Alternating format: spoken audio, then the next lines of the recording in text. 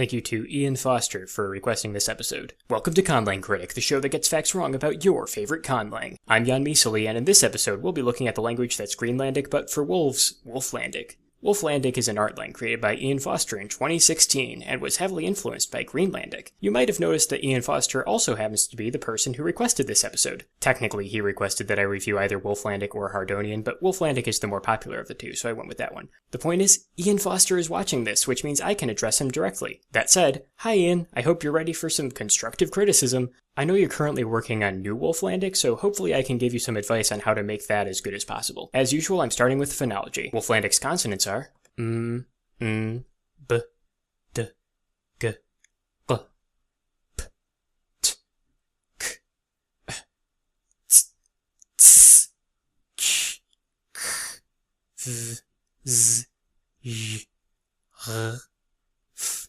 th, s, the, yeah.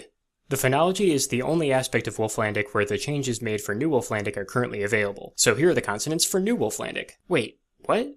Is this really what you wanted? Okay, so first of all, you really need to use the IPA. The IPA makes conlanging so much easier. Like, you have 6 alveolar stops in New Wolflandic, and I cannot for the life of me tell what the difference between soft T and soft D is. To me, it really sounds like you're making the same sound for both of them, but if you used the IPA to define them, I'd be able to tell exactly what sounds they're supposed to be. Second of all, why do you have 6 alveolar stops? Seriously, you only have 1 bilabial stop and only 1 uvular stop, so why do you have so many alveolar stops? You wanted to make Wolflandic like an Eskimo language, right? Well, fun fact about Eskimo languages, there isn't a single one with 6 alveolar stops. In fact, the overwhelming majority, including Greenlandic, have exactly 1. I think you may have overthought this just a little bit. Okay, if you ever decide you want to redo Wolflandic's inventory, here's a good set of consonants for you to start with. The ones in italics are the ones where it makes just as much sense to keep them as it does to remove them. Honestly, most of the changes you made for New Wolflandic's consonants make a lot of sense, like getting rid of the glottal stop and merging TZ with TS, but the new stop sounds are really extraneous. Okay, now for the vowels. I, U, I, O, E, A, And here's the vowels used in New Wolflandic. I'm not including the diphthongs, by the way. These vowels aren't nearly as messy as the consonants. Personally, I would have gone with a 3-vowel system, but this still works. I don't actually have that much to say about the orthography. It's pretty straightforward. A couple of things are a little weird, but it's all completely naturalistic. No real complaints there. Alright, let's look at the grammar. One of the main features of Wolflandic is that it's polysynthetic, so entire phrases are combined into single words. For example, the quick brown fox jumped over the lazy dog is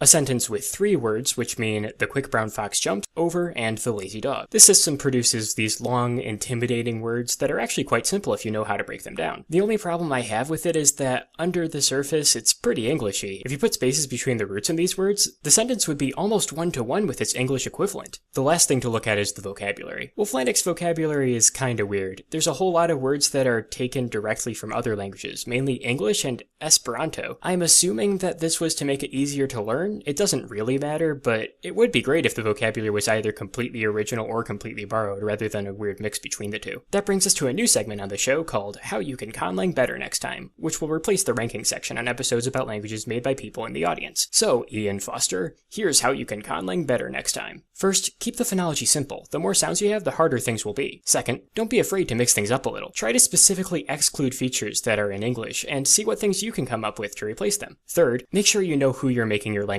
for, and allow every step of the language making process to be informed by what you think they'd like the most. This applies even more if it's a language you're making for your own use. And fourth, I'm serious dude, you gotta use the IPA, it makes things so much easier. Thanks for watching, sorry about the wait, and I'll see you next time where I'll be reviewing K-Bop.